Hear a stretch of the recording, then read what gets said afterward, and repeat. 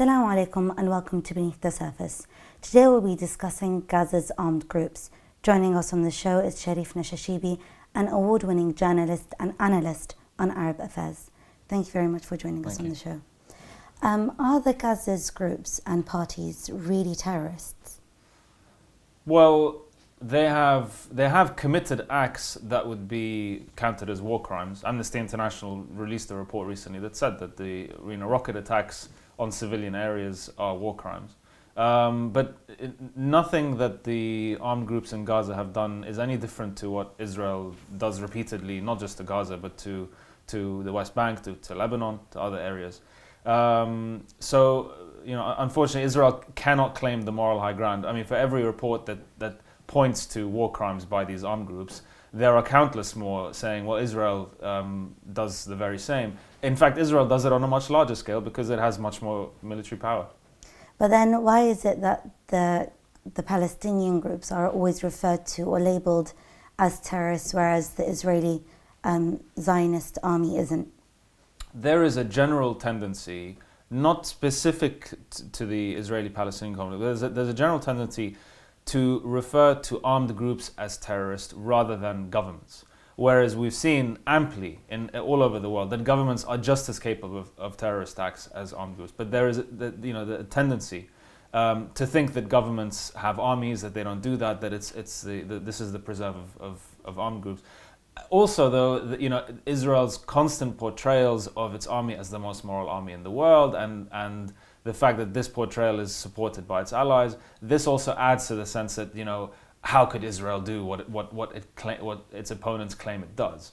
So I think for those two reasons, armed groups are more often referred to as terrorist groups, whereas governments such as Israel and others are simply portrayed as fighting terrorists.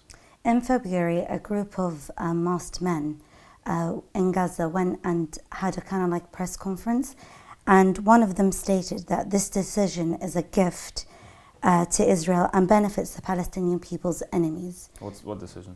The decision of them actually coming together and wanting to create another fight or threatening to create another fight. What do they actually mean by a gift to Israel? I'm not really sure what you mean by that. Can you? You know the article that your friend wrote? Yeah. Kind of spoke about the men that were masked, and they kind of like were speaking about how they're going to be attacking Israel. That's kind of like their intention. So, I think what they meant by a gift is it was an ironic statement that this is Israel's going to get what it's asked for. If it wants a fight, it's going to get a fight. I think that's what it meant by a gift. It was not in the sense of something that's going to benefit Israel. I think it was an ironic statement. But then with that, how is it going to be benefiting the Palestinian people? The problem is it's not an issue now of benefiting. The situation in Gaza is so chronic. It is such a crisis that it is simply a means almost of putting Gaza back on the map. The only time the world pays attention to Gaza is when rockets are fired. So there's no military benefit to these rockets. They don't actually affect Israel. They don't don't alter the military balance whatsoever. But that's the only time that the world pays attention to Gaza. So since the last flare-up in Gaza, we've heard nothing about Gaza. Although things have deteriorated, but we don't hear about it.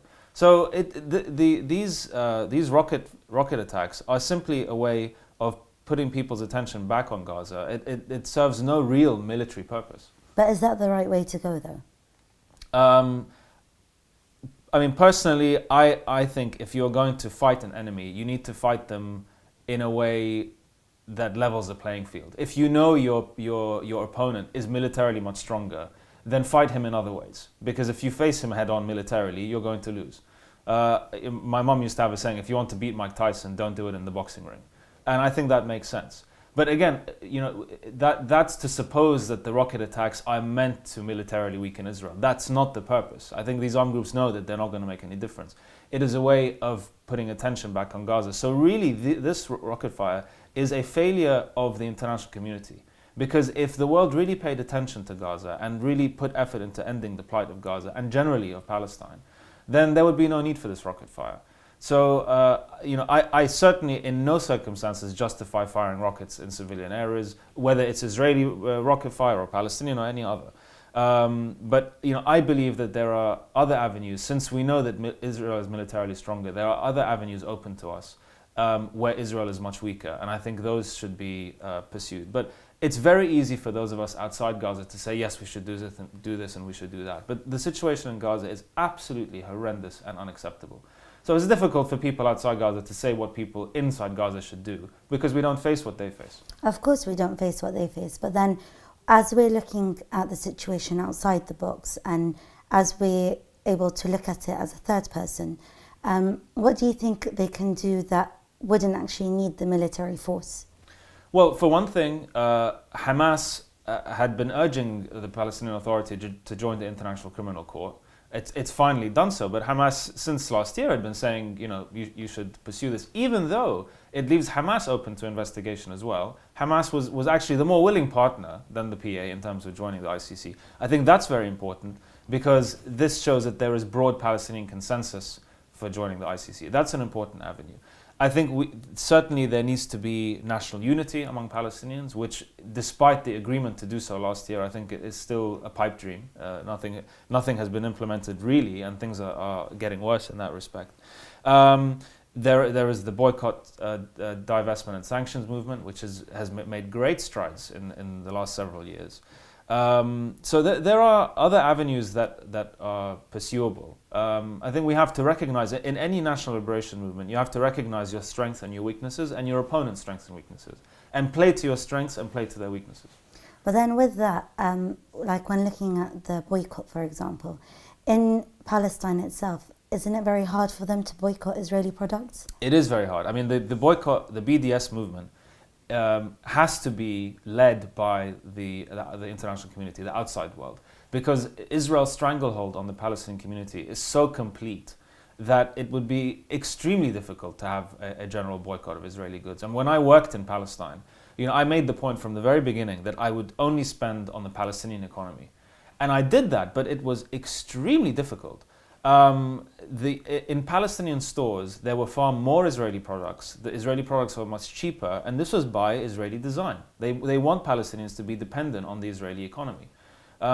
So it was extremely difficult. And I think for the average Palestinian, I mean, I was working with the UN, I had a higher salary than the average Palestinian. They wouldn't be able to afford these more expensive Palestinian products. So I think it would be very difficult. I think what the Palestinian leaderships in Palestine can do is support the BDS movement from within. Say we support this cause. I mean, in I think it was 2013 in December, Mahmoud Abbas said that he didn't support this boycott movement, which I thought was tragic, really. So they can at least support this movement, and those on the outside can boycott Israeli goods, and particularly in the EU, which is the largest trading partner of Israel. A boycott from the EU, even on the grassroots level, let alone an institutional level, would be hugely damaging to Israel. And Israeli politicians and economists have said this outright. There's a group that actually takes credit for assassinating the cousin of Arafat. His name's Musa Arafat, and because of the tunnels they actually built, they kind of feel successful in doing so. Does that represent or show the Palestinians as actually being successful?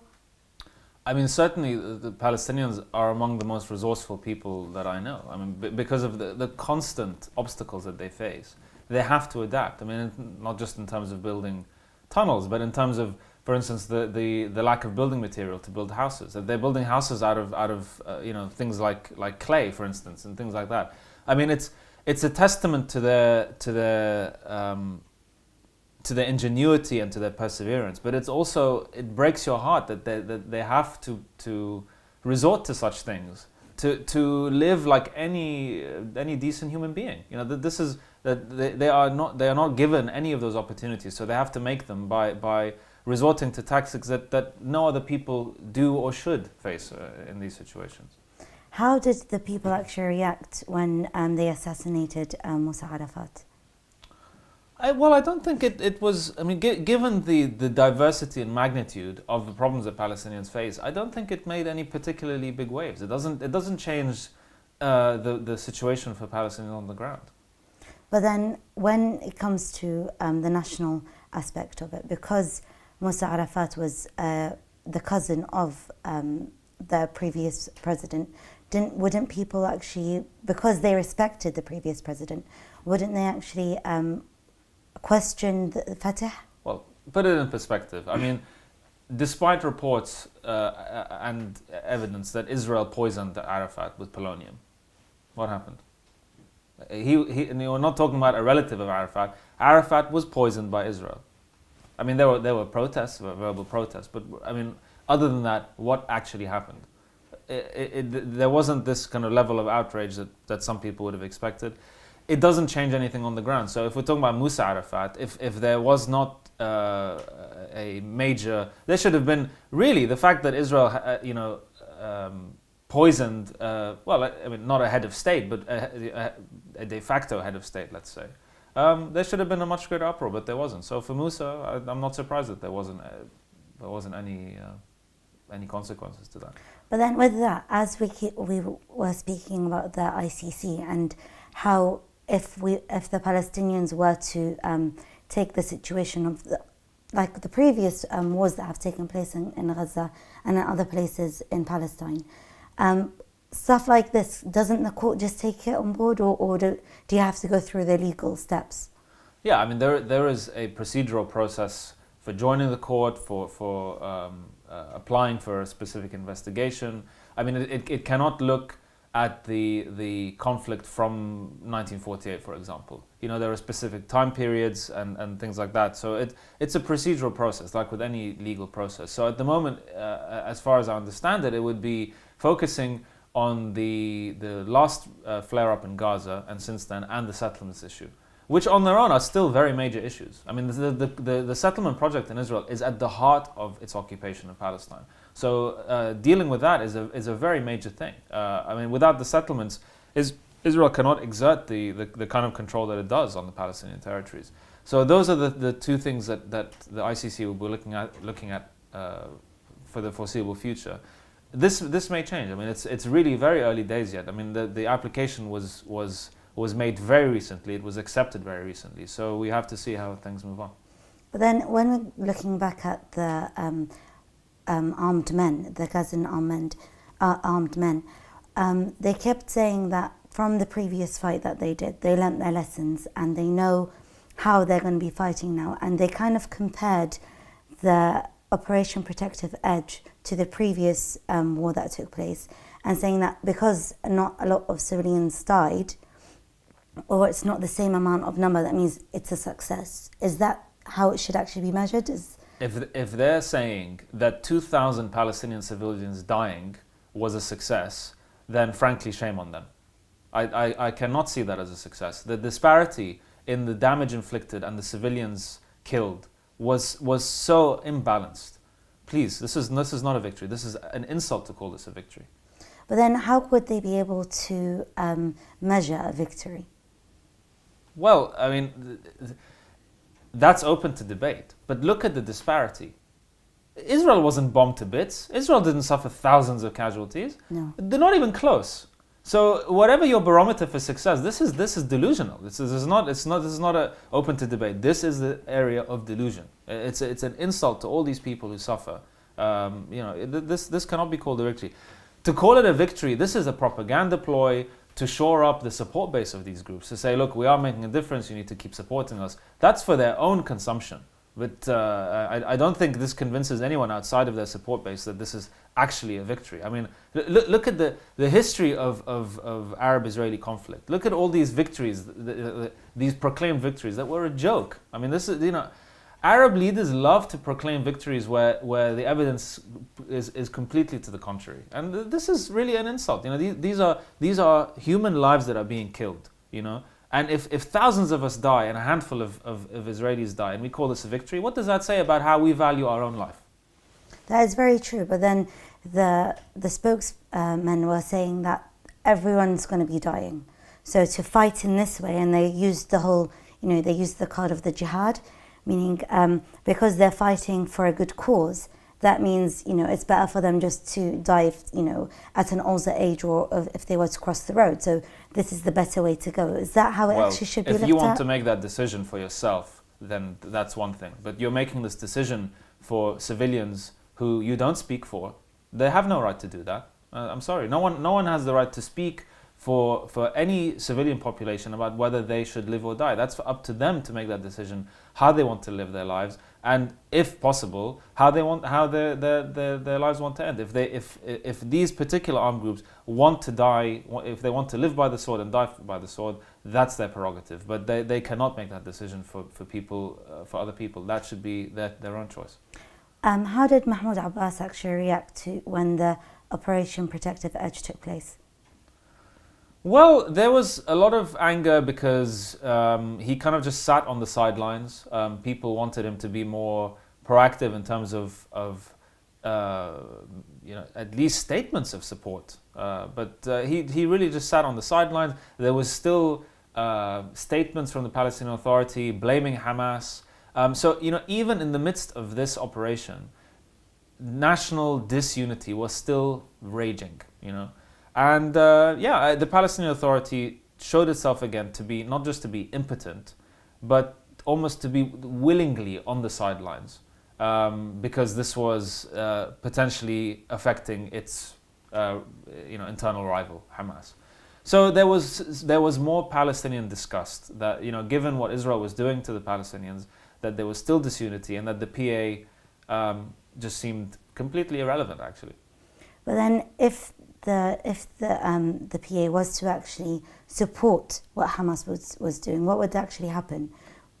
Well, even through verbal statements, I mean, there has to be a level of solidarity, at least. I mean, let's remember, this war was not a war on Hamas. Every one of these operations are depicted as a war against Hamas.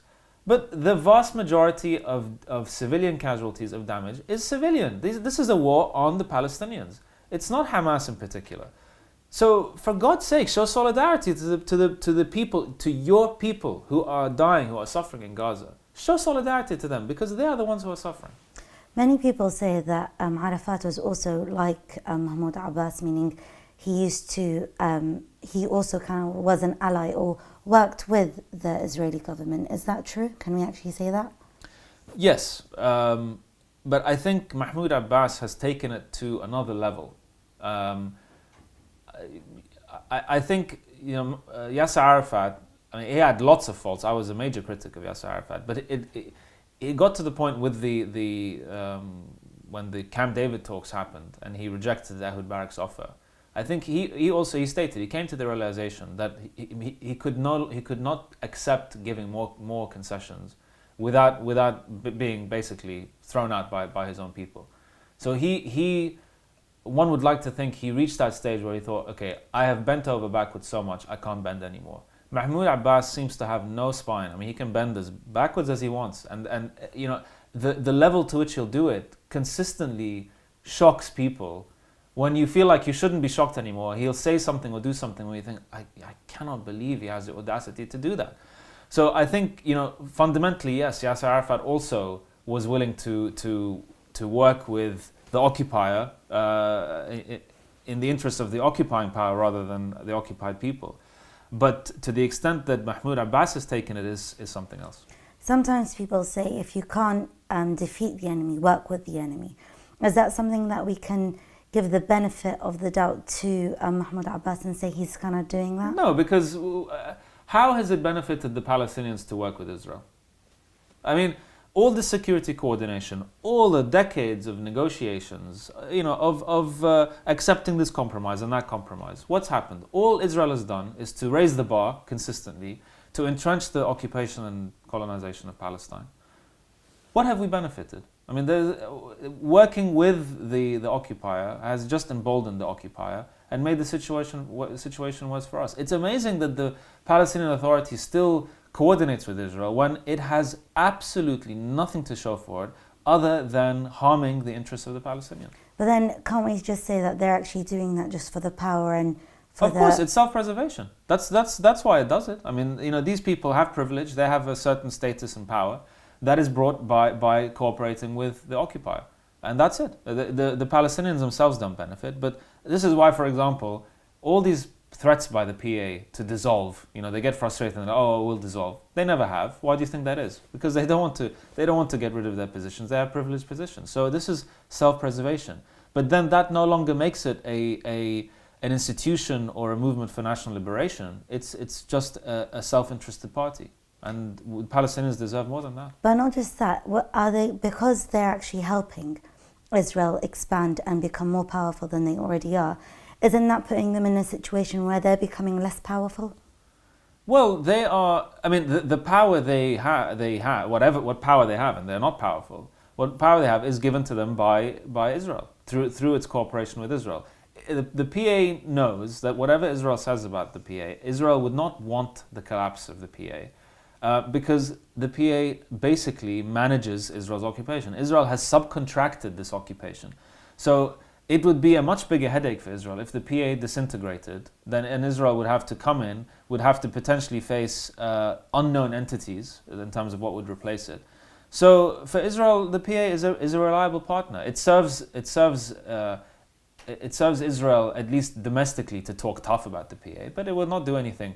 For example, now the recent decision to stop withholding Palestinian tax money. That's not a goodwill gesture for Israel. I mean, firstly, it wasn't Israel's money to give. And also, it knows that if it kept withholding this money, the PA would disintegrate. It can't pay its employees. And if it doesn't give the money, it can't pay its employees, it can't pay its security services to coordinate with Israel. So it's in Israel's interest to keep the PA going, at least on life support. So this is why it gives back the money. I mean, it is a grotesque symbiotic relationship between Israel and the PA, is they need each other. Israel needs the PA to manage its occupation. The PA needs Israel for its own longevity. It's really a grotesque. So they're actually working hand in hand. Yes. I'd say. Yes. I mean, the level of cooperation with the occupying power is completely unjustifiable. Particularly, look, if the Palestinian Authority had been saying, look, we don't want to do this, we don't want to coordinate with Israel, but it'll help us in the long run gain our statehood. But they have no evidence to support this. For years and years and years, we have gone backwards. So they cannot keep saying that working with Israel is a necessary evil, because it doesn't benefit us at all. So for God's sake, abandon this policy. This is shameful towards your own people. But then you mentioned the whole thing of taxes. With that, how does it actually work? Well, this is another thing. So Palestinian taxes that are raised go to Israel, which then gives that money to the Palestinian Authority. I mean, it's. But why does it go through Israel? Because Israel wants to control how the money is used and how much money is given. But then, with the current with Operation Protective Edge, shouldn't they actually be using that money to build Gaza and the West Bank? That Israel should be using this money? No, the Palestinians should be using that money. Well, at the moment, the Palestinian Authority. The money that this is going to be used for is primarily to pay its own employees, and this is the problem is that Israel is managing an entity that is so dependent on it that the money is going to go primarily into the self-preservation of this entity, and I think Gaza is the last place that will see the benefits of any of this money, because at the moment it is still under the governance of Hamas. The PA is not going to send money to Gaza to improve the lives of Gazans, which they think might play into the hands of Hamas and improve their standing. So again, this comes down to the effects of national disunity, that even the disbursement of money that will benefit people is hindered by the fact that one side doesn't want it to benefit the other side, even among inter-Palestinian situation. And this is the vastness of how much national disunity affects the people. No, with that, we can see the disunity, and we know that each party is wanting the money and wanting the power to benefit itself and not really for Palestine. But can we hope for or see at least one party that is growing to actually benefit the Palestinians? Look, I think I think Palestinians feel let down by all these factions, by all these leaders. I think the only figure at the moment who could be a unifying force is Marwan Barghouti, who is in Israeli jail. And I think the very fact that he could be that unifying figure is why Israel adamantly refuses to release him. And, I don't see, the Palestinian Authority, what efforts has it gone to campaign for Marwan Barghouti's release? Not much. Even Hamas, when it wanted to do prisoner swaps, had Marwan Barghouti on the list of prisoners it wanted released. So I think at the moment, he's the only figure that could bring this together. And this is one of the things why I think elections are so important, free and fair elections, not just because Palestinians have a right to democracy and they should exercise that, but because think of the precedent that if Marwan Barghouti ran in a presidential election that he won, that Israel would be incarcerating a president. This would be unprecedented. So I think that would greatly damage further Israel's PR efforts on the international level. That how can you incarcerate an elected president? So I think this is why elections are important. That democracy in and of itself is necessary in Palestine, but also this could be a way of putting international pressure to releasing Marwan Barghouti, who could then be that unifying figure that Palestinians desperately need. Can you just give us a brief history of why he was actually imprisoned? Well, he is accused of masterminding terrorist attacks, which he denies. But the whole process of the trial and incarceration is a sham. This was a kangaroo court, really. He doesn't recognize the legitimacy or the authority of the court. And despite all the years that he's been in prison, he has been steadfast in the belief in the national struggle, but also in various ways of pursuing that international struggle. He has stuck to principles. His incarceration hasn't worn him down. He hasn't been reduced to this petty factionalism that has taken over Palestinian politics.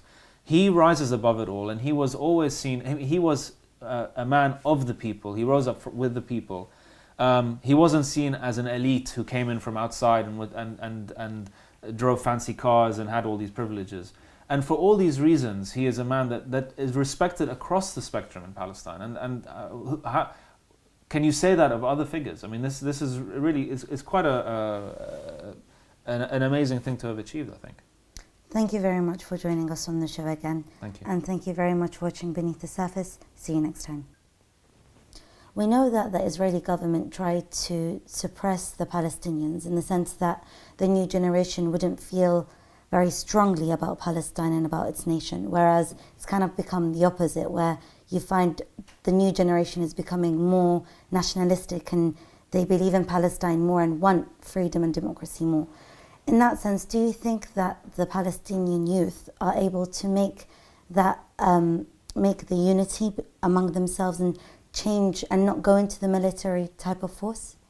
Well, unfortunately, although the key to any, the future of any country is with its youth, unfortunately, you have the typical issue in the Arab world, and in this case, Palestine is no different, of the old guard being unwilling to give the reins to the younger generation. So it's still old men running things and young people not only being the majority of the population, but facing the biggest problems. So unfortunately, there is now not just the typical and justifiable resentment towards Israel, but there is an unprecedented resentment towards their own leadership, because they see them as not only ineffective, but complicit with Israel in their situation. So unfortunately, the youth are disenfranchised, not just by Israel, but by their own leadership. Can't they actually influence the older men? Well, the more unwilling the old guard are to give up power, then your only other option really, unless it's done voluntarily, is through some kind of upheaval or revolution. Which and again, how are they going to do that, given their divisions, the circumstances on the ground, and the fact that the Palestinian foreign minister said that under Abbas there would be no another intifada. So they're going to face Palestinian security forces and Israeli forces. It's not going to happen. So I think it's a real shame on the part of the Palestinian, the old guard, that they don't realize that these youths are the future, and they have to be given a chance to shape their future. But then you've mentioned to us that Gaza's bombing Israel, or attempts to bomb Israel, to kind of create that focus on it and make people notice that Gaza is still in a difficult situation. But why do they believe that bombing is the actual solution? Because so far, in terms of specifically Gaza, nothing else has worked. I mean, you have all sorts of reports about the dire situation, the economic situation, the humanitarian situation. They don't move anyone. I mean, people don't pay attention. Gaza suffers continuously, despite these reports from human rights groups, from the media, and it suffers. The only time really that the world pays attention is when rockets are fired. So in the minds of armed groups, they say, okay, this seems to be the only thing that makes people sit up and pay attention. So this is what we need to do. And unfortunately, this is the fault of the international community. If they gave Gazans a sense that they are genuinely concerned with their plight and genuinely attempting to end their plight, then these kind of armed actions wouldn't exist. In any situation, if you give people reason to fight, they'll fight. If they don't have the reason to, they won't. But then the big problem we are actually faced with is with what that actual mainstream media tells us, meaning that Gaza is the one that's fighting, so what Israel is doing is just defense. So that's not really making Gaza look as, like, it's not really giving Gaza the benefit that they actually need, in the sense that they're already seen as the terrorists and they're just playing into that themselves. Well, certainly, yes, in sections of the media, considerable sections, this is the narrative, But there is also the problem, and this is an inherent problem with media coverage, is if something happens for long enough, it ceases to be newsworthy. So even if there is a humanitarian catastrophe somewhere, or a political injustice or something, it's news for a while. If it goes on for years, as Palestine has done, it's not news anymore.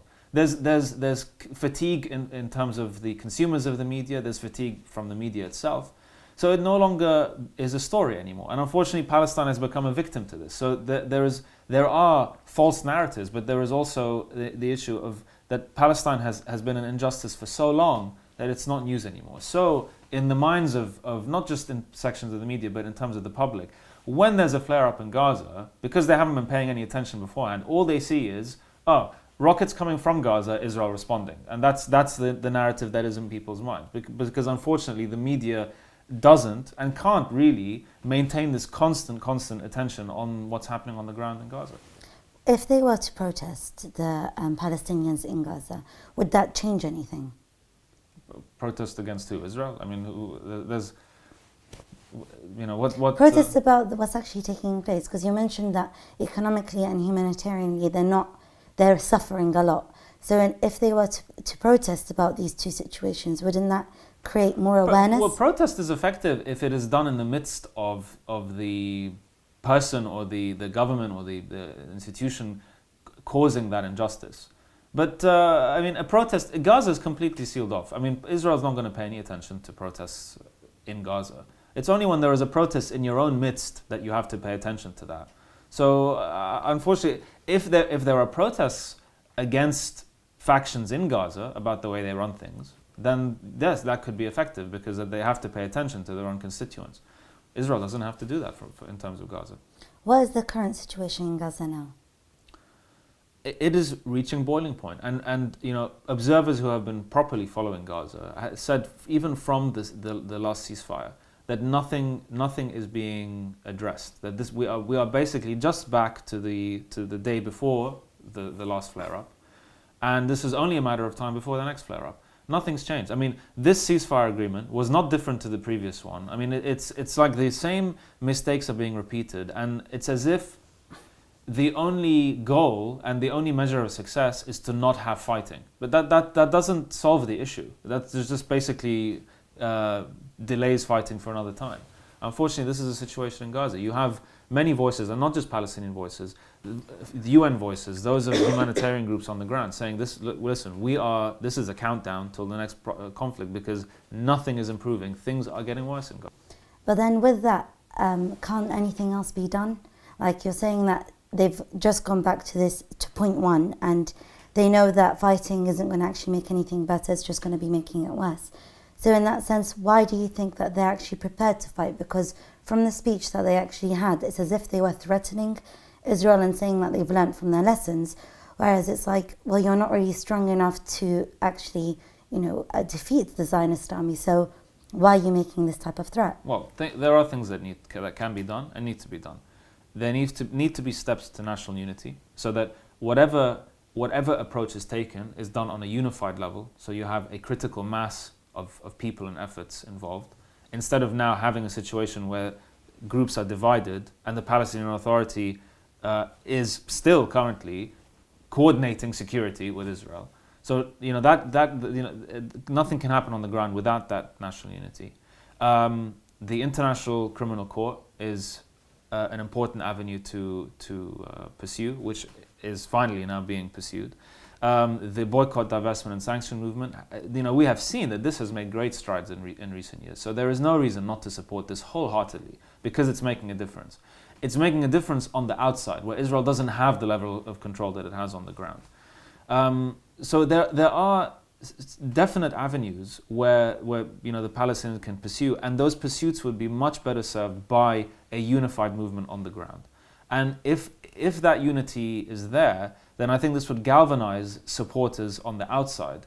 There's nothing worse, for instance, than supporting a cause that has basically disintegrated into fractious divisions, because people on the outside lose heart, and they're unlikely to support that cause if they see that it's that the people who that cause is serving are fighting among themselves. So I think that there are avenues. I mean, the military option is not the only option. Look, for instance, at South Africa. Apartheid collapsed not because of military action. I mean, the ANC did used to pursue military tactics. They didn't make a difference. They then realized that wasn't the best approach for them. So they pursued other approaches. The boycott movement was central to that. So, the national movements have to sit down and assess the approaches that they pursue for national liberation. And if one doesn't work, then there are always other approaches. So I think they need to instead of you keep hitting your head against the wall, think of how best to get around that wall. But then with the International Criminal Court, how significant is that, and what can actually be done with if they were to take the situation to the court? Well, they are taking the situation to the court. There are various problems with this. I mean, an investigation could take years. Israel can simply choose not to cooperate with the investigation. There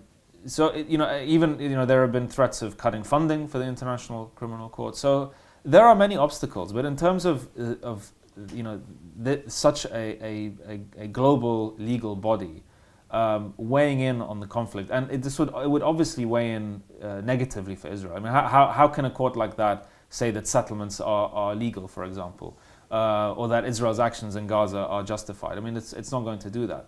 So I think the important thing with the ICC is to add to the Palestinian cause in terms of delegitimizing Israel's narrative. That already now we are seeing globally a movement towards understanding and sympathy for the Palestinian cause that has never existed before to the level that it does now. I think this would hugely boost that movement. So it's more, again, the ICC should be seen as part of a bigger picture. And I think it would deal a further blow to Israel, where it's already losing friends and people are realizing its true agenda. So this would be a part of that, I think. But then, if they were to take the situation to ICC, wouldn't that make more awareness of the situation that's taking place in Palestine and Gaza? Absolutely, and this is part of the point. It would raise the profile of Palestine. It might not change anything on the ground, certainly not in the near future. Israel can simply ignore the ruling, but Israel can't forever ignore international opinion, and that will be greatly influenced by an institution such as the ICC weighing in and saying, look, from a legal standpoint, this, and this is illegal, it's unjustifiable. This would hugely hurt Israel's case abroad. And Israel is dependent, whatever it says about how it doesn't care about what others think, Israel is dependent on international public opinion. And it is voicing greater concern about the fact that it is losing that battle abroad. And this is what I'm talking about in terms of pursuing options where we have an advantage. Because Israel is finding it harder and harder to have any kind of advantage on the PR playing field in terms of international opinion. And this is where, for instance, we have an advantage, because when for instance, someone like Mark Regev, the Israeli government spokesman, comes on TV and justifies he defends the indefensible, he looks like a fool on TV. No one believes him, So they have a bad brand. You can't publicize well a bad brand, and they know that. So this is something that we need to hit hard on in terms of economically, in terms of the BDS movement, and in terms of PR, where they simply can no longer credibly justify what is unjustifiable. Thank you very much for joining us on the show again. Thank you. And thank you very much for watching Beneath the Surface. See you next time.